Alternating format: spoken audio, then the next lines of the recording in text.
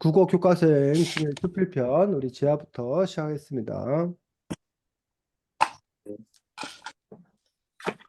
국어 교과서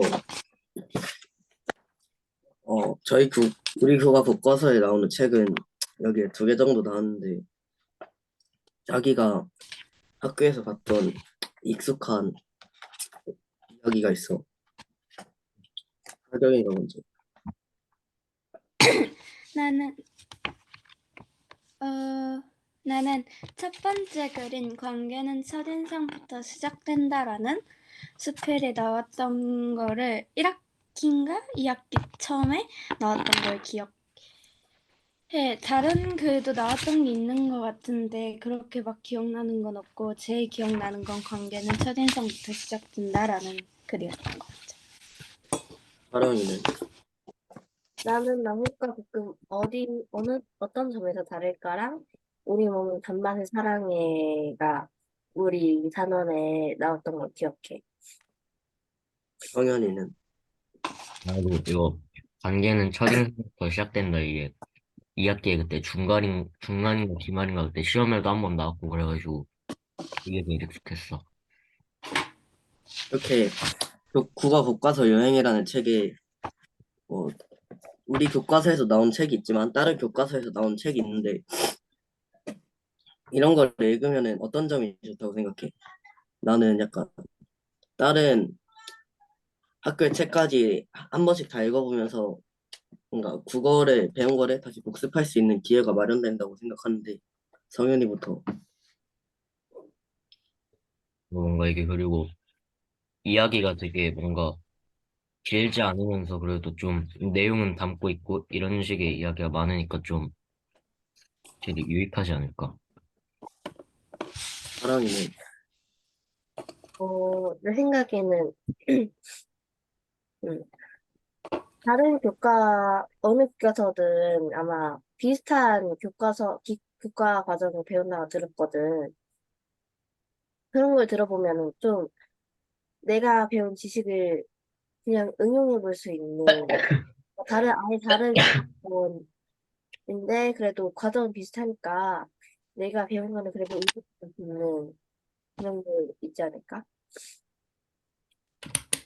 하경이는 나도 비슷한 의견인데, 일단 교과 과정에서 배우는 수필의 의도와 어떤 유도하고자 하는 것의 종류와 그런 건 비슷한데, 그 대신 이제 다른 글의 주제가 다른 글을 읽어보면서 여러 글에서 어떠한 생각을 뽑아내고, 그리고 일단은 여러 글을 읽으면서 우리가 평소에 알지 못했던 배경 지식 같은 것도 많이 쌓을 수 있다고 생각했어. 근데 이 책을 읽다 보면은 이렇게 많은 장점이 있는데 나는 단점이 한 가지 있다고 생각을 했거든. 이 책을 읽다 보면은 한 가지 이야기가 끝까지 이어지는 것도 아니고 한 가지 주제로 이야기가 되는 것도 아니다 보니까 약간 몰입감이 끊긴다는 생각을 했는데 여기에 대해서는 어떻게 생각해? 하경이가 먼저. 어, 약간 아무래도 교과서에는 아주 긴 수필이나 아니면 뭔가 쭉 이어지는 글들을 넣기 힘들기 때문에 이런 짧은 글이 들어갔고 그걸 구성한 책이기 때문에 이런 일이 발생했다고 생각해.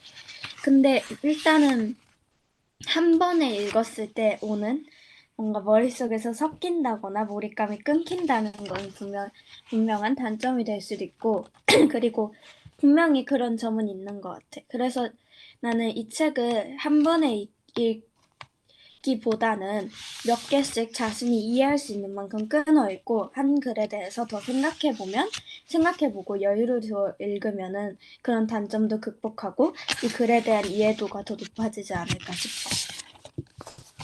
하랑이는 나도 비슷한 맥락에서 어, 단편 소설집을 싫어하는 면이 있는데 나는 이 책에서는 아무래도 수필이다 보니까 이야기보다는 덜 하고 그냥 정보만을 알려주는 책이다 보니 몰입감이 끝인 게 아무래도 단편 소설집보다는 덜 했다죠. 성현이는 나도 뭔가 좀 몰입감 같은 것도 좀 그렇지만은 그 책 후반부 갈수록 뭔가 이게 내용이 너무 많으니까 그 처음 부분에 읽었던 내용이 뭔가 좀 조금씩 기억 안 나고 좀 그런 건 있었던 것 같긴 해. 여기까지 할게요. 네, 수고했습니다. 자, 지금 여러분들이 어쨌든 이 책이 국어 교과서의 여행이라고 돼 있어서 교과서가 그 생각이 좀 바뀌었습니다. 예전에는 이른바 국정교과서라고 하는 부분이어서 우리나라의 모든 학교의 학생들이라면 똑같은 교과서, 단일한 교과서를 가지고 공부를 하던 시절이 있었습니다. 그래서 국가가 아예 정해준 교과서, 이게 이제 국정교과서라고 얘기하는 어떤 그런 부분들이 있고, 그 다음에 이제 우리가 거민정 교과서라는 부분이 있습니다. 거민정 교과서는 여러 출판사에서 교과서를 만들어. 그럼 국가에서는 그게 어느 정도 수준에 도달하는지 검사해서 인정해줘요, 인정. 그 인정받은 교과서들 중에서 학교에서 채택하는 거예요.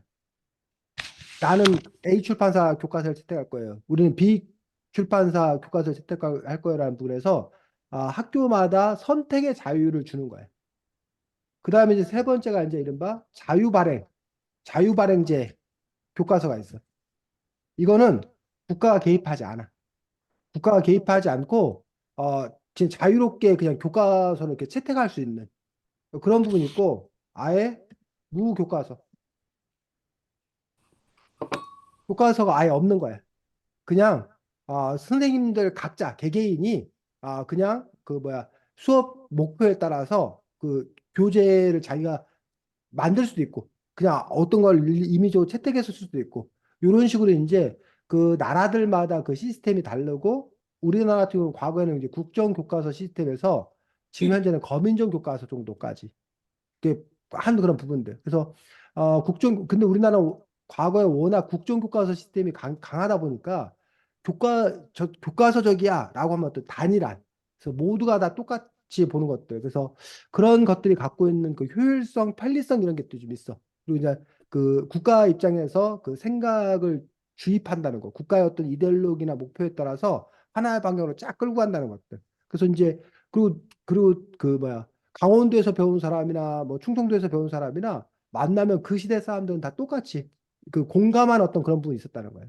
그래서 마치 그거는 예전에 TV 프로그램이 채널이 뭐 예를 들면 방송국이 하나밖에 없는 거야. 그럼 전 국민이 똑같은 시간에 똑같은 드라마만 본다던가 똑같은 뉴스를 본다던가 뭐 이런 식이었다는 거야. 근데 지금 현재는 이른바 채널이 아주 수십 개, 수백 개 이럴 정도로 다양화되어 있고 심지어 요즘에 유튜브 같은 경우는 이른바 개인 미디어 해가지고 그러다 보니까 이제 각자 보는 게 너무나 다른 뭐 그런 상황들. 그러다 보니까 이제 긍정적인 부분들은 자기의 선택의 폭이 넓어지고 개성을 발휘할 수 있고 이런 부분에서 상당히 또 이제 긍정적인 어떤 그런 부분들.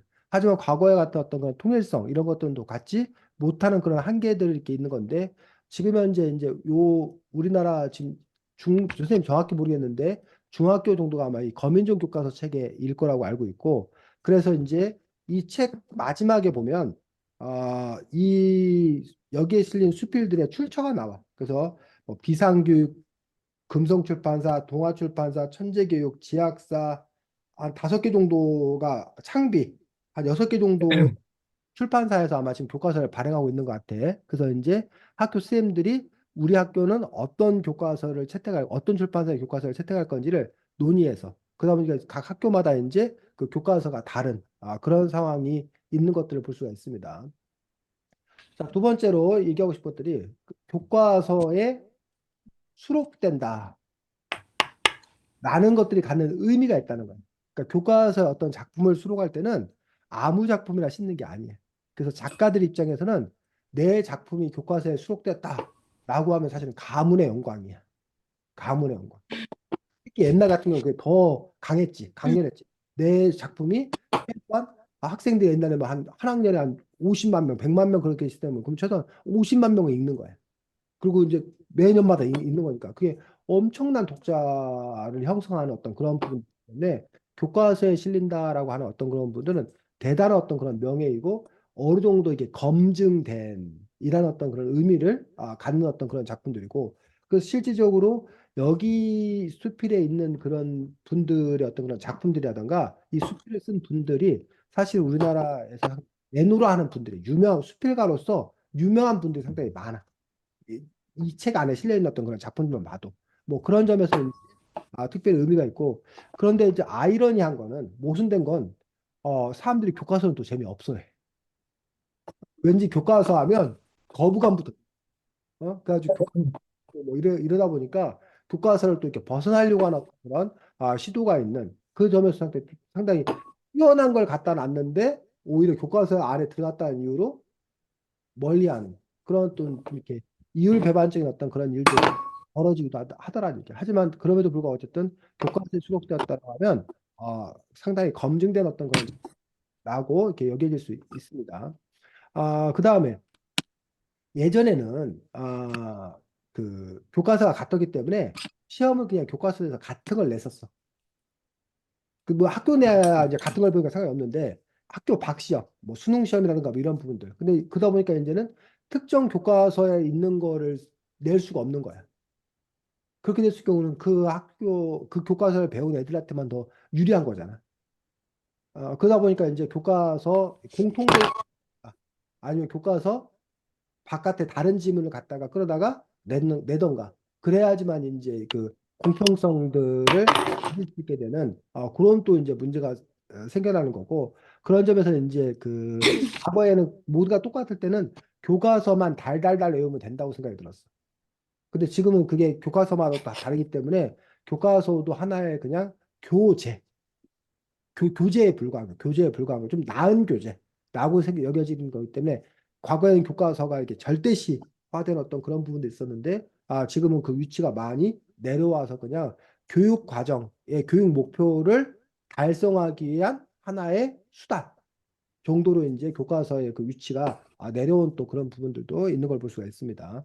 그다음에 아까 이제 그 제아가 말했던 그두 번째 질문 같은 경우는 뭐 이 책의 어떤 그 뭐 특성 또는 그 원래 수필 지금 이게 이제 수필 모음인데 수필은 글의 갈래 그리고 장르라고 그러죠 보통 글의 갈래 중에 수필도 있고 시도 있고 소설도 있고 소설도 있다 뭐 단편 소설 장편 소설 있겠는데 뭐 소설도 있고 그리고 또 뭐가 있나 논설문 뭐 설명문 뭐 이런 종류가 이제 희곡 이런 종류가 이제 글의 대표적인 어떤 그런 갈래글로서 이렇게 쓰여져 있는 어떤 그런 부분을 볼 수가 있는데 그 중에 이제 요 수필이라는 글의 어떤 그런 특성들을 얘기하고 있는데 제야 수필이 뭐야? 네, 작가가 자신의 경험으로 쓴 글이요. 작가가 자신의 경험을 바탕으로 쓴 글. 요거가 수필의 일부분을 정의하고 있는 거야. 자신의 경험을 바탕으로 쓴 글이 수필은 맞아. 근데 수필이 자신의 경험을 바탕으로 쓴 글로만 한정되진 않아. 하경이 수필이 뭐야? 하경이 생각하는 수필. 수필 일단은 아까 제가 말한 것처럼 자신의 경험을 바탕으로 쓰고 음, 그리고 그냥 그냥 다른 글들과 달리 정형된 형식이 없는 글. 형식이 없는 거. 하랑이 수필이 뭐야? 네가 알고 있는 수필은? 형식이 없이 응? 형식이 없이 사실을 쓰는 글. 형식이 없이 뭐라고? 형식이 없이 사실을 근거해 쓴 글. 사실에 근거해 쓴 걸. 또 성현이. 저도 그 작가가 경험을 바탕으로 쓴 글이라고 알고 있습니다. 자, 자신의 경험을 바탕으로 물론 쓸 수 있어. 일상의 어떤 그런 이야기들을 갖다가 쓸 수 있어. 우리가 그래서 이제 생활문 뭐 이렇게 얘기하는데 수필의 기본적인 가장 커다란 정의는 그냥 우리가 흔히 수필이란 말 자체는 북 가는 대로 쓴 글. 이런 말 들어봐서 혹시? 네. 북 가는 대로 북 가는 대로 쓰는 글이라고 보통 얘기하는데 즉 북 가는 대로 쓴다는 거는 자유롭다는 거야. 형식뿐만 아니라 형식, 소재, 글감, 길이 등에서 뭐한 걸? 자유로운 걸. 요거를 이제 우리가 보통 수필이라고 얘기하는데 수필 중에서 이제 자신의 경험을 바탕으로 쓴 글도 수필인데 우리 수필 종류가 경수필이라는 게 있고 중수필이라는 게 있어. 이 경자가 경량급이라고 보통 그 얘기하는 경이 가벼울 경자, 가벼울 경자. 반대로 이제 중량급이라고 얘기하는데 이게 무거울 줄자예요. 그래서 경수필은 지금 여러분이 말했듯이 일상의 어떤 그런 경험이나 체험들을 바탕으로 자유롭게 산문, 시는 이제 운문이라고 그러고 산문 형식으로 쓴 거를 이제 경수필이라고 합니다. 반면에 중수필은 시사적인 문제, 사회적인 문제, 그다음에 철학적 사색, 철학 문제 등에 대해서 기본적으로 무거운 논조를 가지고 논리적으로, 객관적으로 서술한 거. 요게 이제 중수필에 해당되는 그런 부분이라는 얘기예요. 그래서 만약에 제하고 석연이가 얘기했듯이 자신의 경험을 바탕으로 쓴 글이라면 이 책 같은 경우는 앞부분 초반부에 있는 거는 경수필이 몇 개 있어. 수필이 있어. 근데 중반부에 있는 것들 보면 대부분 무슨 뭐 과학에 관한 글이고 막 역사에 관한 글이고 막 그러잖아. 그럼 그런 것들을 요거의 정의에 바탕으로 둔다면 그건 수필이라고 보기 어려운 거지. 근데 요것들이 이제 림바 중수필인 어떤 그런 부분으로 볼 수 있다는 거야. 하지만 그럼에도 불구하고 어쨌든 수필이라는 것 자체가 중수필도 있지만 그 감정에 관한 어떤 그런 부분들, 사색에 관한 부분들, 그리고 이제 문학적 성취 이런 것들을 바탕으로 쓴 글이고 이 수필과 또 이렇게 비슷한 어떤 그런 부분들이 칼럼 들어봤어? 칼럼? 칼럼을 네. 쓴다. 칼럼. 칼럼은 보통 이제 신문에 기고되는 어떤 그런 글들을 보고 이제 칼럼이고 뭐 칼럼을 쓴 사람을 칼럼니스트라고 얘기하는데 요 칼럼 같은 경우에 이제 가장 커다란 그 차이가 그 시사적인 문제. 그러니까 수필은 상대적으로 저기 길어 그 수명이. 그러니까 수필은 어떤 특정한 시점에 대해서 쓰긴 하지만 수필을 꼭 오늘 읽어야 되는 건 아니야. 뭐, 그, 이거 여기 쓴 수필이 한참 후에 읽어도 그 글이 그 글 자체로 있어서 어떤 그 생명력을 유지하고 있어.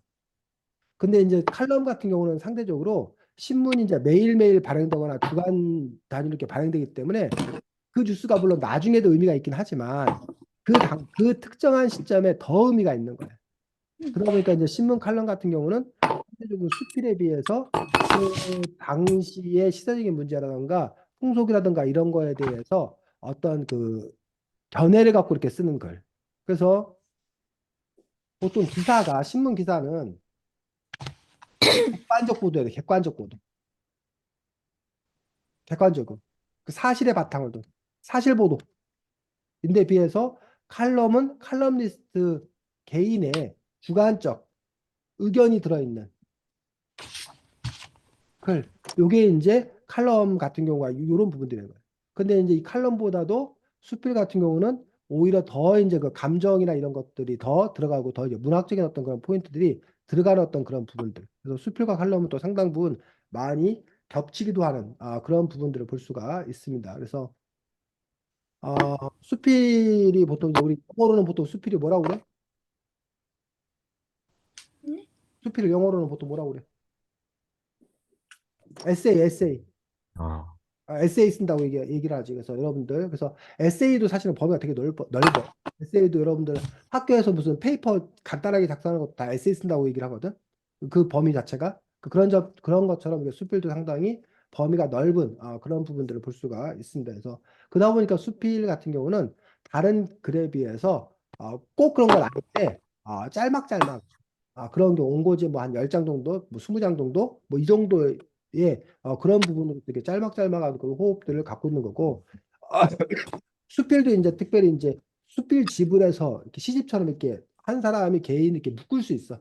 근데 이 집 같은 경우는 그렇게 이제 특정하게 묶은 게 아니라 그냥 교과서에 나온 걸 다 모아놓은 어떤 그런 이다 보니까 아까 이제 재하가 갖고 있는 그뭐 일관성, 그 맥락의 어떤 그런 부분들이 없는 거는 이 책 기획 자체가 그냥 교과서에 실려 있는 거를 다 모아보자라는 거기 때문에 특정한 어떤 그런 기획하에서 이렇게 그 모인 게 아니기 때문에 뭐야 여러 그 다양한 어떤 그런 부분들이 있는 거는 이 책 기획의 특성이지 수필이기 때문에 그런 건 아닙니다. 그러니까 차라리 뭐 이렇게 제아의 수필집 그럼 제아라는 한 개인이 수필집을 뭐 이렇게 쭉 써냈다. 그럼 그건 나름대로 어떤 그런 일관된 어떤 그런 맥락을 가지고서 쓸 수 있는 어떤 그런 것도 얼마든지 가능합니다. 자, 다음 진행이. 네, 예. 어, 여기 48쪽에 정호승이라는 분이 쓴 네모난 수박이라는 글이 나오는데 이 분은 이런 네모난 수박에 대해서 이제 고통이 있을 거라고 생각했는데 여러분의 생각은 어떤지. 제가 지금 잠깐 방에 인터넷이 안 좋아가지고 다시 한 번만. 자, 그 하경이 여기 48쪽에 정호승 소설가인지 작가가 쓴 네모난 수박이라는 수필이 나오는데 그 네모난 수박이라는 수필에 대해서 의견. 음, 수박은 진짜로 네모나게 만드는 것보다는 원래 모습인 동그란 게 가장 뭔가 자연스럽고 가장 그렇다고 생각하고 뭔가 인위적으로 사람을 가두는 우리 사회를 약간 비판한 것 같은데 그거가 되게 인상 깊었어요. 수박에 빗대어서 표현한 건가 하는 생각. 성현 이 글을 읽고 느낀 생각이요. 어, 좀 뭔가,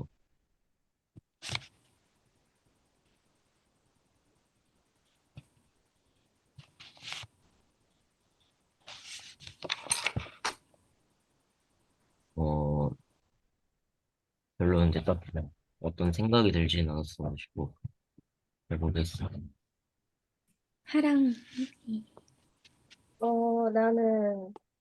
나는 이미 과일 감정을 느낄 수 있나라는 느낌이 먼저 들었고, 그리고 오히려 동글지 않으면 수박이 아니다라는 부분에서, 어, 좀 고정관념이 어렵다.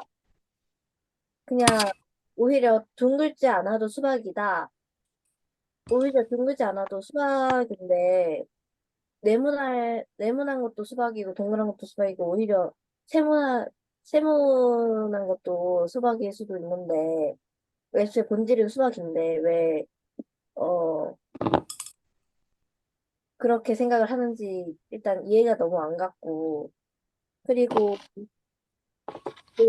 이 질문과 관계없는 걸 좀 말하자면, 이 질문과 좀 관계가 많이 없긴 한데, 마지막에 어릴 때 먹었던 수박이 맛있었다라고 하는 부분이 있는데, 이거는 과학적으로 뇌가 그냥 과거를 미화하는 거 생각이다라고 말할 수 있어서 나는 이 이야기에 좀 공감이 많이 안 갔어요. 네, 너무 음, 네. 저는 약간 이 수박 네모난 수박을 보고 신기하다고만 생각했는데 이런 생각을 할 수 있다는 것이 조금 놀라웠기도 하고 그리고 뭔가 아무래도 편하려고 그랬는데 만약에 과일이 감정을 느낄 수 있다면 이런 감정을 느꼈을 거라고 생각을 했어요. 그리고 18쪽에 장영희 분이 쓰신 괜찮아라는 작품이 나오는데 여기서 괜찮아는 이제 다시 시작할 수 있는 희망의 말이라는 교훈 이런 메시지를 주는 글인데 여러분에게 괜찮아라는 말의 의미는 무엇이고 이런 말을 하는 상황이나 들었을 때 기분 좋은 상황이 있나요? 하랑 제가 이거 이야기를 듣느라 질문을 제대로 못 들었는데 다시 한 번만. 괜찮아라는 작품에서 괜찮아는 이제 다시 시작할 수 있는 희망의 말이라고 나오는데 여러분에게 괜찮아라는 말의 의미는 무엇이고 이 말을 쓰거나 들은 상황이 있다면 음, 그러면은 나에게 괜찮아는, 어, 나는 그냥, 솔직히 말하자면 그냥, 나의 상태가 괜찮다. 나의 기분은 괜찮다. 그냥, 위로해주는 말? 그 정도인 것 같고, 그리고 내가 이런 말을 들은 적은, 어, 뛰다가 넘어졌을 때, 누가 넘어졌을 때 괜찮다고 했던 그런 거? 그 경험이 있었던 것 성현, 뭔가 약간 좀 실수를 했거나 뭔가 좀 잘 안 되는 게 있을 때 좀 뭔가 바로 잡아주는 그런 느낌인 것 채하, 괜찮다는 말을 자주 듣진 않았는데 뭔가 들으면은 실수가 만회되는 느낌이고 약간 기회를 한 번 더 얻었다는 느낌. 저도 약간 이 말을 들으면 일단 괜찮다는 말 자체가 아무 일 없을 거야. 크게 잘못된 건, 될 건 없을 거야. 라는 위로의 말이기 때문에 일단 들으면은 실수가 만회되는 느낌이라 좋을 것 같아요. 선생님, 어, 선생님. 근데 제가 지금 배터리가, 다, 질문 다 했는데 배터리가 없어서 한 번만 배터리, 그 충전기 좀 그래, 갖고. 그래, 그래. 자, 지금 보면, 정호승의 네모난 수박인데, 사실은 정호승 선생님의 그 수필집을 따로 선생님이 한 권을 택해가지고, 우리가 함께 읽을까 생각도 했었는데, 그 수필집이 너무 사실은 지금 이게 뭐야, 길어. 양이 너무 많아가지고 결국은 선생님이 그거를 포기를 하고 그냥 이게 이 책 수필집 여러 시인들의 여러 그 수필가들의 수필이 있는 것들을 모았는데 정호승 시인 같은 경우 상당히 그 유명하신 시인이고 또 이렇게 수필도 많이 쓰신 그런 분이셔 실질적으로 아주 유명한 분이야. 그래서 정호승 시인이 쓴 이 네모난 수박이라는 수필이 그 수필의 전형을 보여준다고 해야 되나? 그 부분에 좀 이렇게 의미가 있어. 그러니까 아, 사실은 수필가만 그런 건 아니고 시인도 그러고 다른 사람도 마찬가지야. 결국은 아, 첫 번째가 아, 그 일상을 일상으로 바라보지 아니하고 새로운 시각으로 바라볼 수 있는 눈. 그게 사실은 가장 중요한 그 눈이야. 그러니까 네모난 수박을 보면서 우리는 보통 사람들은 동그란 수박, 네모난 수박인데 네모난 수박 있어? 그거 되게 신기하다. 신기하다, 새롭다. 그 네모난 수박이면 그걸로만 우리는 생각하고 끝난다는 거야.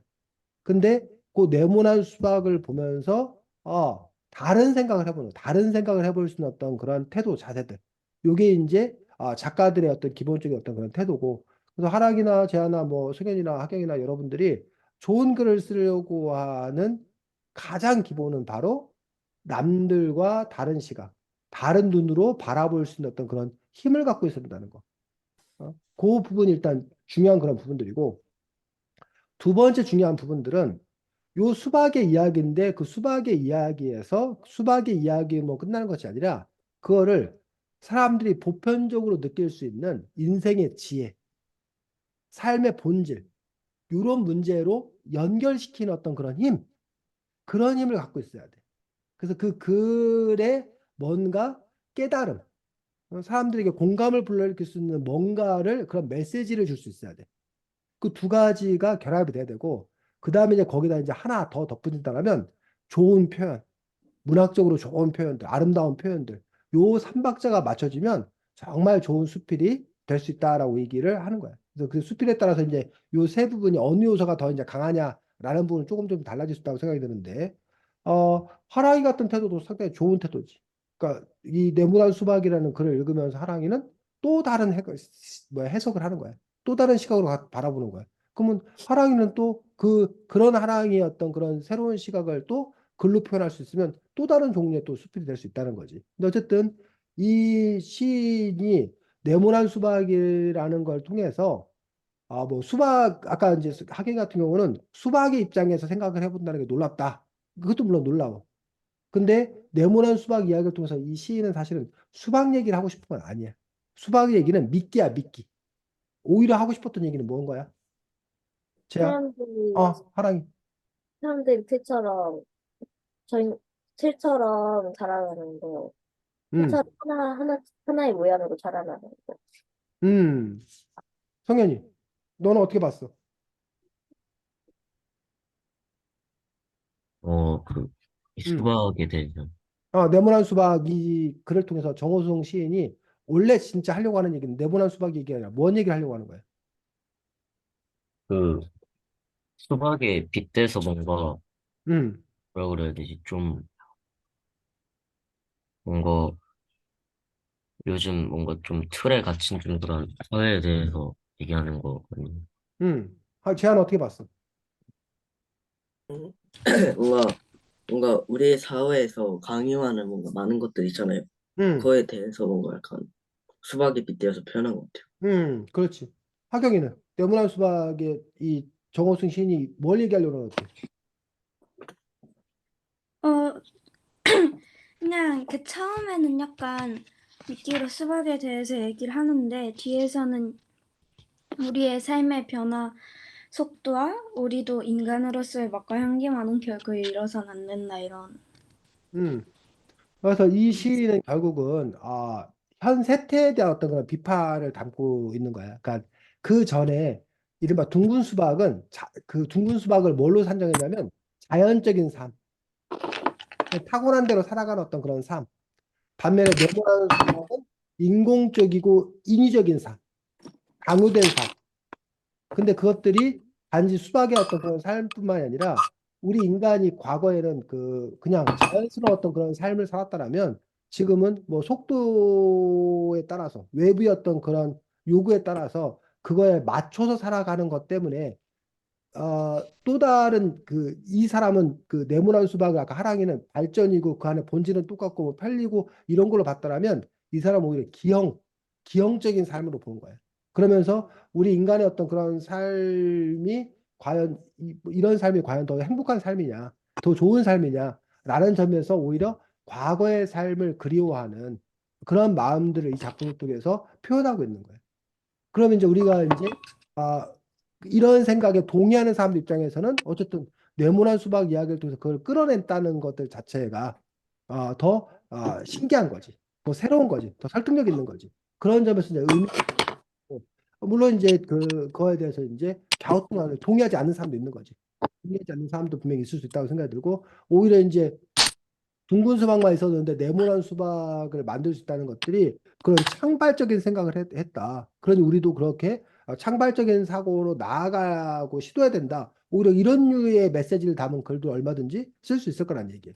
그래서 그런 점에서 어쨌든 그 소재를 어떻게 발굴해 낼 건가라는 부분들이 중요한 걸 볼 수가 있고 그 다음에 누구야? 또 같이 봤던 앞에 괜찮아라는 작품을 쓴 분이 누구야?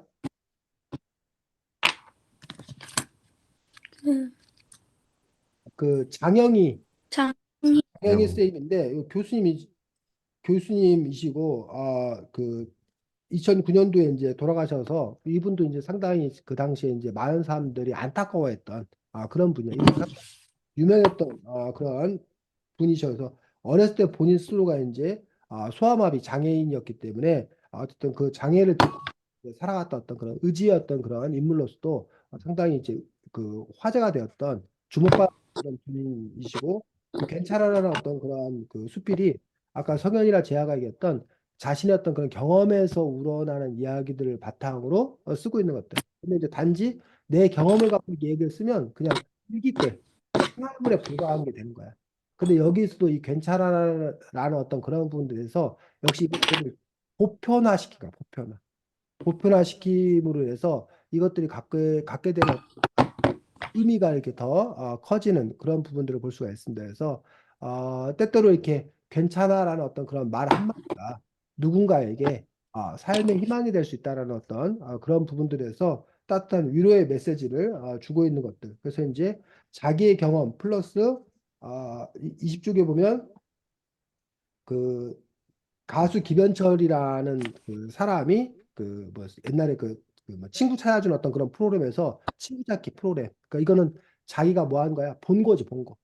그래서 이제 그 소재 자체가 두 가지가 있을 수 있는 거야. 하나는 첫 번째 거는 자기가 직접 경험한 거.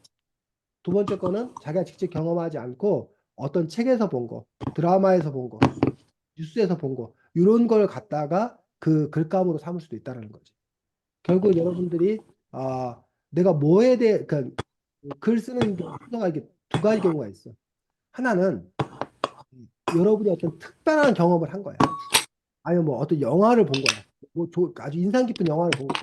그래서 그 소재가 먼저야. 글감이 먼저야. 그 글감을 보고서 그 이야기를 쓰는데 그 이야기에 저절로 어떤 그 메시지, 주제가 따라붙는 경우가 있어. 그러니까 그렇게 글을 쓰는 경우.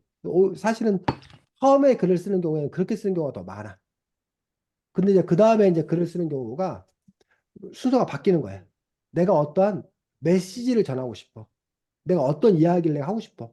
그러고 난 다음에 그 이야기를 어떻게 해야 가장 효과적으로 할 수 있을까? 그 이야기를 할 수 있는 효과적인 어떤 그런 방법을, 그 글감을 찾는 거야. 일부러. 그래서 글을 쓰는 그런 경우들도 있어. 그러니까는 뭐라고 해야 되나? 성현이가 오늘이 무슨 뭐 이렇게 생일날이야. 그 생일날이라는 게 먼저고, 그리고 나서 이제 그 생일날이니까 이 생일을 어떻게 잘 보낼 수 있을까? 뭐 파티를 할까? 여행을 갈까? 뭘 할까? 이런 식으로 이제 그 기획을 할 수 있잖아. 이런 게 하나가 있을 수 있는데 거꾸로일 수도 있어. 갑자기 성현이한테 뭐 이렇게 좋은 뭐가 들어온 거야. 뜻하지 않게 성현이한테 뭐 아주 뭐 외국 갔다 온 어떤 그런 사람이 맛있는 뭐 이렇게 빵 같은 걸 뭐 이렇게 줬어. 그게 생긴 거야. 그게 생겼으니까 그럼 이걸 갖고 뭘 할까? 요 빵을 갖고 그럼 친구들을 모아갖고 내가 뭘 파티를 할까? 그걸 빌미로, 그걸 계기로 해서 이런 식으로 이제 그 일들이 진행될 수 있다는 거지. 그런 것처럼 글도 마찬가지라는 거야. 글을 여러분들이 쓴다고 했을 때 어떻게 그 순서가 쓰여지는 건가라는 부분들. 그래서 그 앞뒤는 사실은 중요하지 않아.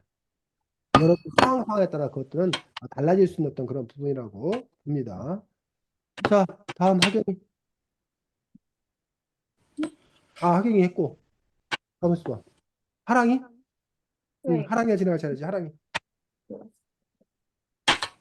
여기에서 되게 기억에 남거나 아니면 새로운 것을 알게 된 그런 이야기가 있었어? 그래. 음, 나는 여기에서 군사들에게 종이 옷을 보낸 인조가 약간 새로운 사실을 알게 됐는데 종이 옷이 그 종이 옷이 아니라 종이를 약간 솜처럼 활용한 옷이라는 사실을 처음 알았어. 하경, 나는 그 문해 행동 과학 그 주제로 한 그래서 그냥 문은 늘 그냥 뭐 단기 시험, 이시험 이렇게 있으면은 그냥 이렇게 했겠구나 이렇게 생각을 했는데 그게 다 의미가 있고 은행문을 자동문으로 만들지 않는 것도 의미가 있다고 해서 놀랐고 그게 제일 놀라운 글이었던 것 같아. 뭐 여러 문이 그냥 그렇게 만들어진 게 아니라 다 각각의 이유가 있다는 게 놀라웠어. 나는 맛있는 말들이 되게 기억에 남았는데 평소에는 그냥 아무렇지도 않게 그냥 뭐 달콤한 말들 이런 씁쓸한 미소 이런 단어를 그냥 아무 생각 없었는데 이런 걸 보니까 이게 이런 식으로 이런 음, 이렇게 만들어졌구나 이런 효과를 줄 수 있구나 이런 거를 되게 알고 있어.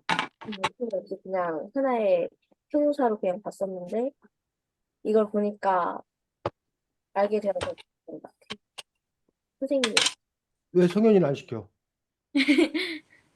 선생님, 성현아, 네가 화면 안 켜고 있으니까 네 존재감이 없잖아. 당연히. 음, 별로 엄청 막 그 딱히 흥미로웠던 건 없는데 그 관계는 첫인상부터 시작된다. 이게 그 전부터 알고 있던 거라서 제일 기억에 남았어. 선생님은요? 네, 저는 뭐 사실은 상당히 이렇게 뭐 그 새로운 좋은 수필들이 많이 있었는데 하나만 꼽으라면 철도와 시간이라는 부분들도 상당히 좀 인상적으로 음, 봤습니다. 그래서 시간에 우리가 어떻게 당연히 시간이 있는 거라고 생각하고 시간에 따라 산다고 생각이 들었었는데 그런 것이 별로 오래된 일이 아니구나. 라는 어떤 그런 부분들 그리고 왜 사람들이 시간에 이렇게 집착하게 되었는지 오히려 시간의 노예로 살게 되었는지 이런 부분에 대한 어떤 그런 새로운 생각들 이런 것들을 줬다는 점에서 철도와 시간이라는 수필이 인상 깊었습니다. 여기에서 58쪽에 철도와 시간이라는 이야기가 있잖아. 너희들은 이 이야기에 대해서 어떻게 생각해? 성현이. 잠깐만. 58쪽 철도와 시간.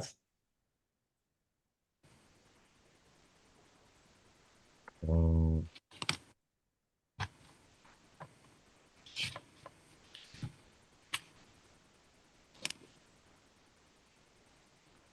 이거 인간이 살아가는데 이 시간이라는 개념이 되게 뭐라 그래야 되지? 좀 관여하는 부분이 되게 많다? 내 생각을 했어. 하경, 음, 나도 일단 시간이라는 부분이 우리 삶에 관여하는 부분이 굉장히 많잖아. 그런 면에서 더욱더 시간에 대해 생각해보지 않은 것 같아. 그냥 시간 쬐끔 남았네 이런 생각만 했지. 시간의 시초와 이런 내 시간은 누가 어떻게 정했고 왜 우리 다 같이 똑같은 시간에 맞춰서 쓰고 있는 거지? 라는 생각은 그리 안 해봤는데 이제 이 책을 읽으니까 그러네. 결국 시간도 인간이 만든 하나의 단위이기 때문에 하나의 단위가 될 수 있기 때문에 그런 면에서 굉장히 흥미로웠고 이런 이 중간에 61쪽에 시계 도덕 선생님이 되다라는 문장이 되게 인상 깊었어. 동화. 어렸을 때 시계 느려지는 거 보고 그리고 시계가 계속 느려지면은 처음에 시간을 만든 시계는 지금 똑바로 작동하는 걸까라는 생각했는데 사회적으로 약속이 돼서 합의가 됐을 거라는 생각은 하나도 하지 못했고 그럼에도 시간이 지금까지 이렇게 정확한 시간 속에 살고 있다는 게 되게 갑작스럽게 감사하다는 생각이 들었어. 나는 이 이야기의 주제가 아무래도 세상 사람들이 되게 너무 바쁘게 산다. 그러니까 좀 여유롭게 사는 너무 바쁘게 산다는 게 주제인 건 알겠지만 나는 이 내용이 되게 반대되는 나의 생각과 반대되는 부분이 좀 있었던 것 같아. 왜냐면 여기에서 증권시장에서 일하는 사람은 뉴욕의 아침에 맞춰서 어 살아가는 시간에 맞춰서 뛰고 또 뛰어야 된다고 하는데 나는 이 부분에서 이 내용에서 내가 가는 때 시장을 시장을 그냥 정기적으로 규칙을 하지 말고 내가 시장을 정기적으로 열지 말고 내가 갈 때 열어라 같은 말이라고 생각을 했고 그냥 내가 갈 때만 열어라 이런 노래라고 생각을 했고 생각이 들었고 그리고 여기에서 이렇게 식사 시간이나 이런 부분이 있을 때 좀 여유롭게 간다 이런 견해가 있었는데 이 사람한테 이제 긍정적으로 봤다고 기억을 했는데 나는 약속은 지키기 때문에 지켜야 하는 거 아니냐라고 생각을 해서 아무래도 내용에서 내가 좀 반대되는 부분이 좀 있었던 것 같아요. 선생님은요? 네, 책 중에 이제 모모라는 책이 있어서 모모에 보면 회색 신사에게 그 사람들이 시간을 팔게 되고 그러면서 이제 바쁘게 사는 사람들. 그래서 이걸 이 책에서는 마치 이제 뭐 시계 때문에 그렇게 됐다라고 얘기를 하고 있는데 사실은 시계 역시도 하나의 그 방편에 불과하고 오히려 그 이면에는 우리가 살고 있는 어떤 자본주의 시스템, 그다음에 더 풍요로운 어떤 그런 삶, 이런 삶을 살기 위해서 우리가 더 이렇게 바쁘게 움직여 가고 있는 것 아닌가. 근데 이제 이 책에서 그걸 이제 시계로 이렇게 대표되는 그런 부분을 갖고 얘기해서 마치 시계를 없애면 뭐 이런 문제 해결될 것처럼 얘기하는데 사실은 시계가 없어진다고 이런 문제가 해결되는 것이 아니라 오히려 인간들이 아까 말했던 그런 풍요나 어떤 이런 것들의 기회비용으로서 그것들을 이렇게 대가를 치른 것들 아닌가라는 그런 생각이 들어서 그렇다면 거기에 순응하고 그렇게 만족하고 살아야 되는 것인지 아니면 그거에 대해서 그 제동장치를 건다라면 어떻게 제동장치를 걸 수 있는 건지 그래서 좀 이렇게 뭐야 다른 삶? 다른 삶을 과연 살 수 있는 건지 그래서 우리가 지금 자본주의 세상 속에 살고 있는데 우리가 뭐 나는 자연이다 뭐 이런 프로그램에 나오는 산골에 가서 들어가서 그 혼자 어떤 그 살아가는 사람들은 다른 시간을 갖고 이렇게 살아가는 어떤 그런 사람들인데 과연 그런 방식 외에 다른 대안은 없는 사회적 합의에 의해서 우리가 조금 더 시간을 다 같이 지우갈 수 있는 방법은 없는 건지 그런 부분에 대한 모색, 고민 이런 것들이 함께 있으면 더 좋았겠다. 근데 이제 그런 것까지는 이르지 못하고 그냥 한탄 정도에 머물고 있는 것 아닌가. 그래서 그런 점에서 보면은 아까 그 네모난 수박 이야기도 역시 마찬가지. 예? 마찬가지로 그냥 과거를 그냥 이렇게 그리워하는 것 듯한 어떤 그런 부분들. 근데 어, 과연 과거가 그럼 더 좋은 거냐라는 어떤 그런 부분들에서 현대가 갖고 있는 아까 말했던 풍요라든가 뭐 이런 여러 가지 부분에서의 성취들 이런 부분들은 또 어떻게 또 이렇게 고려돼야 되는 건가 함께 고민해봐야 된다는 생각을 했습니다. 질문 하나가 수학 이야기였는데 아까 하경이가 해서 지금 질문 다 했어요. 수고했습니다. 자, 근데 지금 쌤이 하랑이 그 말이 잠깐 끊겨가지고 아까 그 증권시장에서 일하는 그 미국 뉴욕 시장에 맞춰서 그 얘기를 좀 했던 것 같은데 뭘 얘기했던 거야, 하랑이가? 그 얘기가 뭔 얘기야? 어, 장터가 쉬는 날인데 장터가 쉬는 날일 때 내가 그 장터에 갔, 가게 되었었는데 그런데 내가 이제 내 시간이 이제 내가 이제 갔으니까 이제 시장을 열어라. 음, 내가 갔으니까 이제 시장을 열어라. 이런 말 처음 느껴졌어요. 근데 그거는 하랑이가 조금 오해한 부분이 있어. 시장이란 말 자체에 대해서. 자, 그 하랑이가 얘기한 게 뭔 얘기인지 재하경이 성현이 알아들었어? 약간은 선생님, 저거 성현아, 인터넷이 너무 끊기는데, 저 음. 인터넷이 또 끊겨서 좀, 그래. 하랑이가 지금 얘기하고 있는 것들은 시장이 열렸으면 그 시장에 내가 볼 일 있으면 내가 시장 그러니까 그 가게 문 여는 시간에 가서 내가 물건을 사야 되잖아. 근데 이 네. 사람은 마치 자기가 편할 때 간 다음에 그 시간에 니들 보고 시장 문을 열어라는 식으로 얘기하고 있는 것처럼 느껴져서 거부감이 들었다라는 게 하랑이 이야기인 거지. 여기에서 증권시장이 이제 우리나라에서는 저녁에 열리니까 어. 그는 음, 하는 건데 여기에선 그거를 보고 너무 바쁘게 산다 이런 식으로 말하니까 거기에서 거부감이 좀 많이 들었어요. 음. 자, 이것도 이제 우리가 예전에는 이게 주식 시장을 말하는 거거든. 그래서 우리나라 한국 사람들은 주식 거래를 우리 코스닥, 한국 시장에서만 주식 거래를 했던 거야. 그래서 아침에 9시에 그 주식 시장이 개장을 해.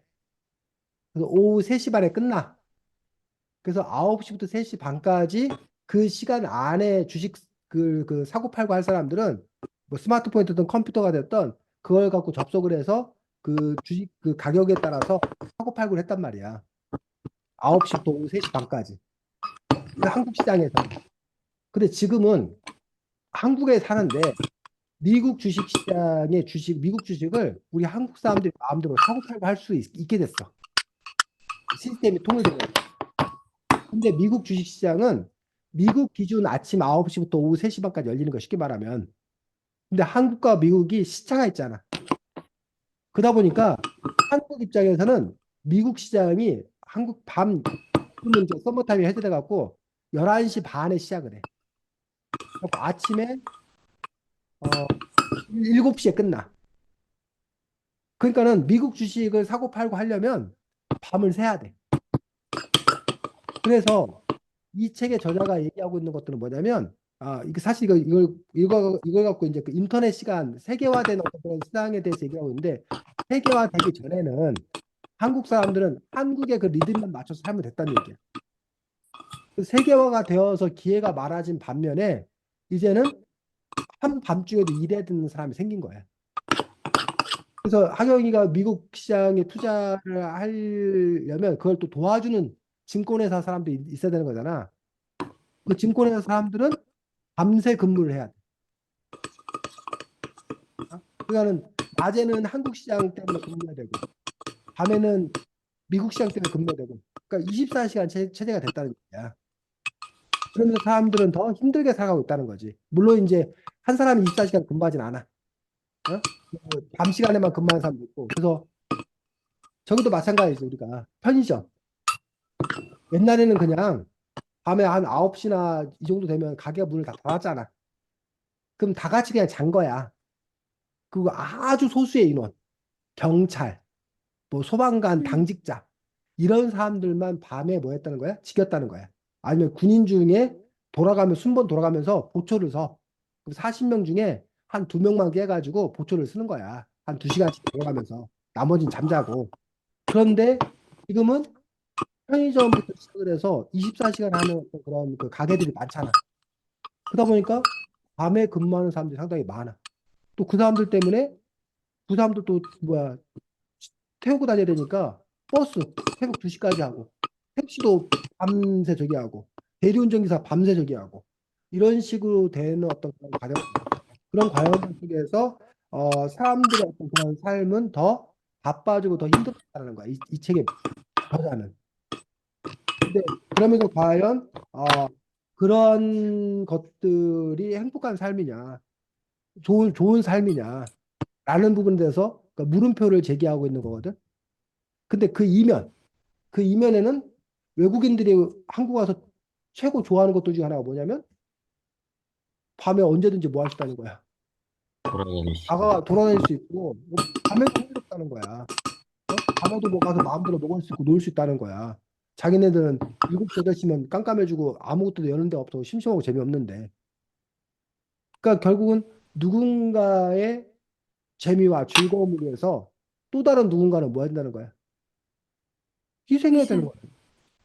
거야. 요즘에 이제 가장 우리나라 사람들 중에 가장 혁신이 뭐냐면 이른바 새벽 배송이에요. 새벽 배송. 어? 음. 밤 10시에 주문해 놓으면 새벽에 거기 와 있잖아. 배달이 와 네. 있잖아. 그 얼마나 편리해. 얼마나 좋아. 근데 그게 가능하려면 어떻게 되는 거야? 새벽부터 일을 하셔야. 그렇지. 밤새 밤새 일을. 근무하는 사람도 있어야 되는 거야. 밤새 트럭 몰고 그 배송해 준 사람이 있어야 되고 그걸 또 각각 그 새벽 시간에 일어나서 배달해 주는 사람이 있어야 그게 가능한 거야. 그러니까는 그만큼 뭐해?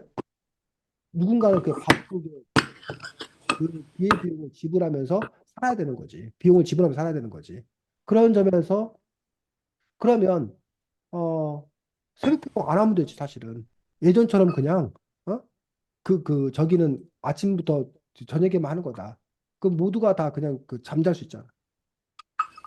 우리가 주말에 그 쇼핑 하려면 백화점 같은 데가 주말에 가서 하려면 누군가는 주말에 보낸다는 거야. 근무해야 되잖아. 그렇게 이렇게 복잡한 어떤 그런 시스템 속에서 우리가 살아가고 있는 어떤 그런 부분들. 근데 그걸로 인해서 누리는 열매, 과실, 이게 더 달콤한 건가? 아니면 그로 인해서 서로가 서로를 더 뭐하고 있나? 갉아먹고 살고 있는 건가? 근데 요 시인은 갉아먹고 있는 삶에 대한 어떤 그런 우려들, 이런 걸 오히려 더 전하고 있는 거라고 볼 수 있는 거예요. 그래서 그러한 부분에서 우리가 이제 공감하는 어떤 그런 부분도 있는 거고, 그런데 이제 그럼 그래서 어쩌라고? 그럼 그 대안이 뭔가? 우리가 포기할 수 있는 건가? 뭘 고치자는 건가? 이런 부분에 대해서 우리가 한번 생각해보고 따져볼 필요도 또 있지 않을까라고 봅니다. 자, 어, 관계는 첫인상. 성현이가 아까 얘기했나? 네. 이 관계는 첫인상이라는 작품을 통해서 이 작가가 얘기하는 바, 수필가가 얘기하는 바는 뭐야? 이철우 교수님도 상당히 유명한 교수님이신데, 관계는 첫인상부터 시작된다는 작품에서 이야기하고 있는 거.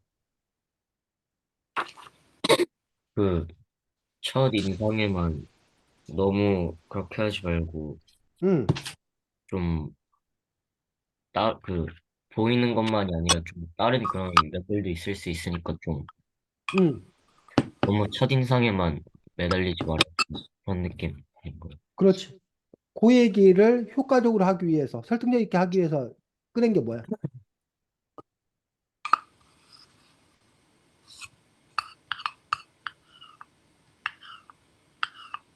또 이철우 교수님이 그 이야기를 효과적으로 하기 위해서 꺼낸 얘기가 뭐야? 네. 그 지금 성현이가 말한 그 메시지를 효과적으로 사실 전달하기 위해서 꺼낸 얘기가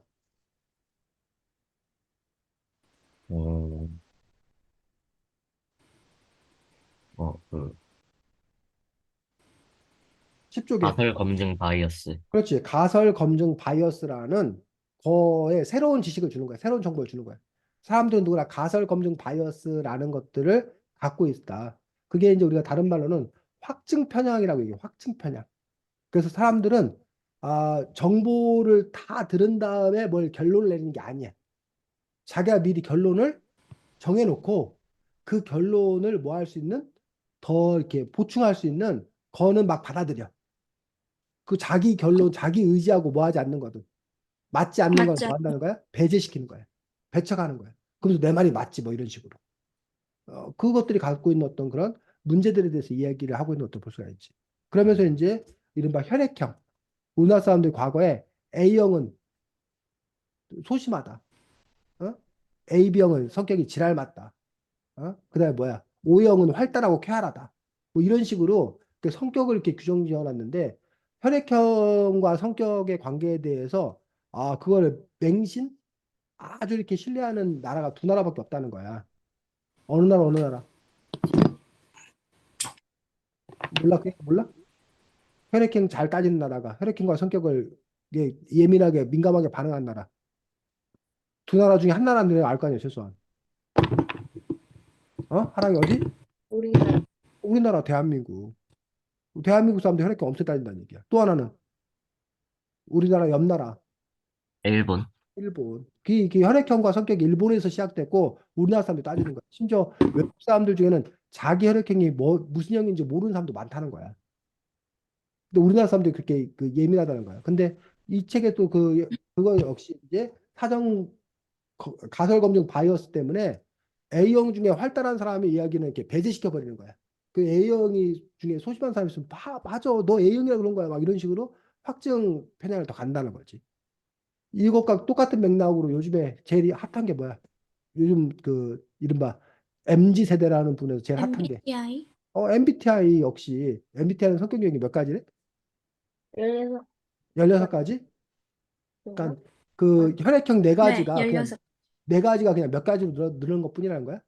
16가지로 늘은 것뿐이라는 얘기야. 열- 그런 점에서 그 MBTI 자체가 과연 이 사람이 뭐 I니까 뭐 T니까 뭐 어떻다고 하는 어떤 그런 부분들이 과연 얼마나 과학성을 갖고 있는 건가를 보면서 반론을 제기할 수 없던 그런 부분들과 같은 맥락을 가지고 있는 거예요. 그래서 이 책은 두 가지 메시지를 동시에 전하고 있어. 아까 성현이가 말한 대로 가설 검증 바이어스 때문에 그러니 상에 너무 매몰돼서는 안 된다.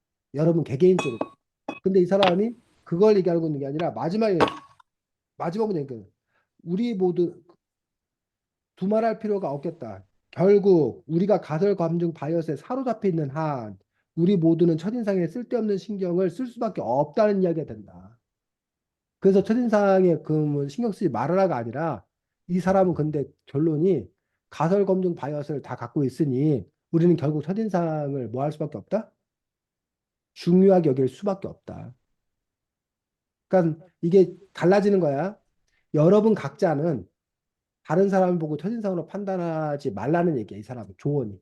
왜? 가설 검증 바이어스를 내가 갖고 있기 때문에 오류가 있을 수 있다. 근데 또 뒤집어서 말하면 다른 사람들이 가설 검증 바이어스 때문에 나를 첫인상만 보고 판단할 거다.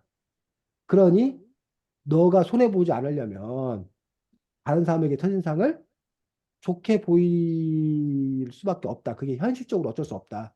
라는 어떤 그런 이야기를 동시에 또 이렇게 하고 있는 그 부분을 볼 수가 있습니다. 자, 맛있는 말들이라는 글을 쓴 분이 누구야?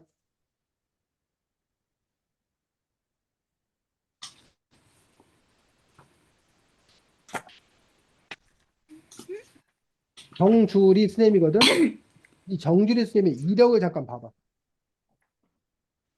114쪽. 뭐 하시는 분이야, 이분이? 정주리 스님 이분이.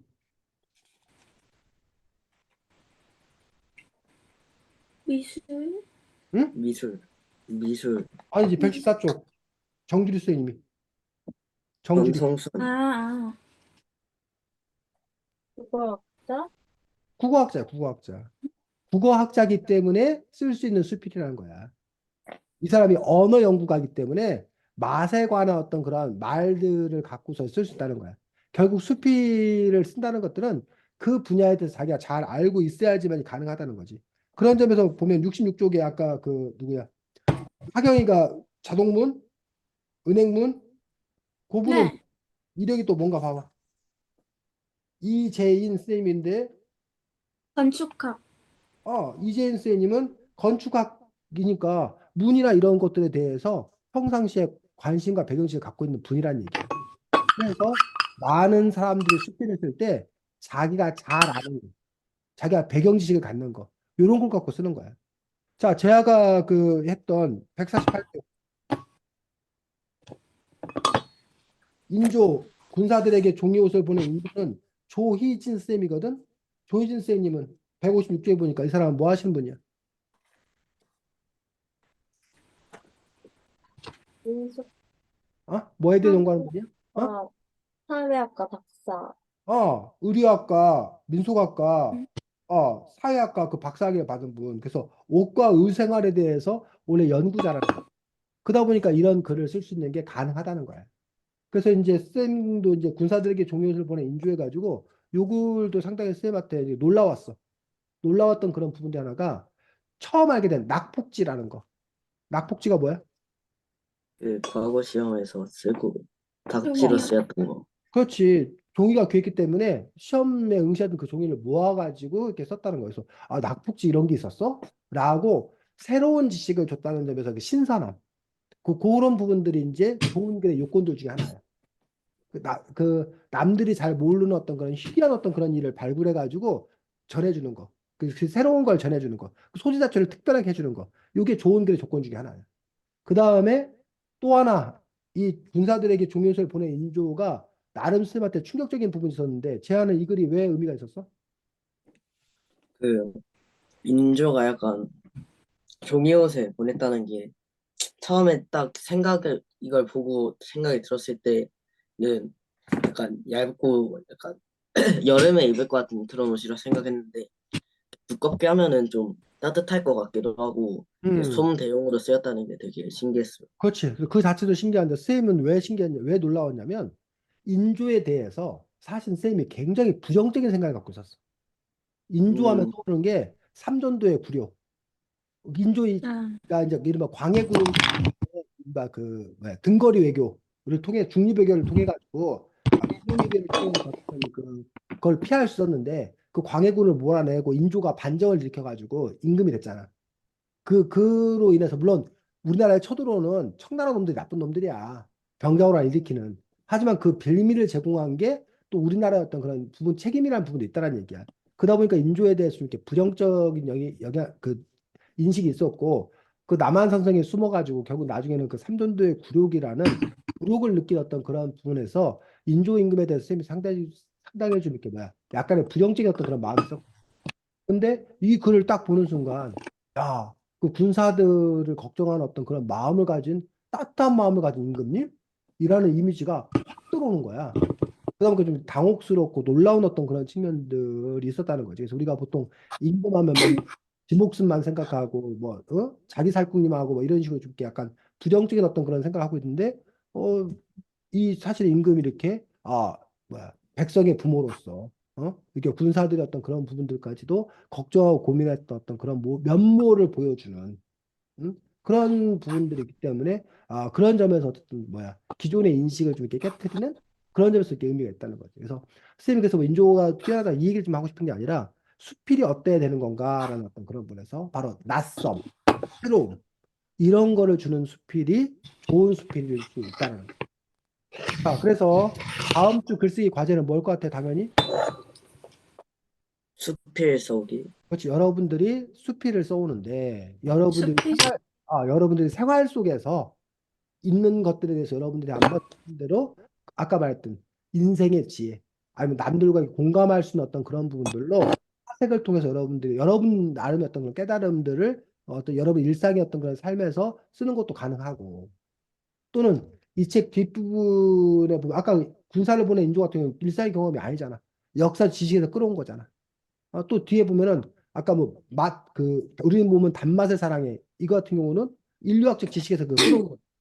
이런 식으로 여러분들이 어떠한 그 특이한 어떤 그런 사실들 이런 것들에 대해서 알고 있는 것들이 있으면 그걸 붙잡아 가지고 그걸 통해서 어떤 메시지를 내가 전해야겠다라는 방식으로 쓸 수 있는 거고 해서 어떤 수필이라는 것 자체가 아까 말했듯이 길이, 형식, 내용, 소재 다 자유로운 거예요. 다 자유롭기 때문에 여러분들이 그래서 사실 또 이렇게 자유로운 게 오히려 더 어려워 사실은. 네 마음대로가 제일 어려워 사실은. 뭐 차라리 뭘 이렇게 하세요라고 하면 차라리 쉬울 수 있는데 어쨌든 뭐 여러분들 이번 기회에 수필 한 편씩을 써보는 것 자체가 의미 있는 어떤 그런 부분들이기 때문에 일주일 동안 또 여러분들이 한번 내가 어떤 글을 쓸 수 있을까, 뭘 어떤 메시지를 전할 수 있을까라는 부분에 고민해서 시사적인 것도 괜찮고 여러분 일상의 경험도 괜찮고 뭐 아니면 뭐 그 현재 뭐 역사적이나 뭐 학교 교과서 배운 내용도 괜찮고 해서 그런 거리 하나를 찾아서 여러분들이 수필들을 한 편씩 완성을 해볼 수 있도록 하겠습니다. 석연아 이해했니? 네, 질문 없고 그러면 다음 주에는 수필 쓴 거 가지고 만날 수 있도록 하겠습니다. 네, 주말 또 잘 네. 보내시기 바랍니다. 수고 안녕히 많았습니다. 계세요. 안녕. 안녕.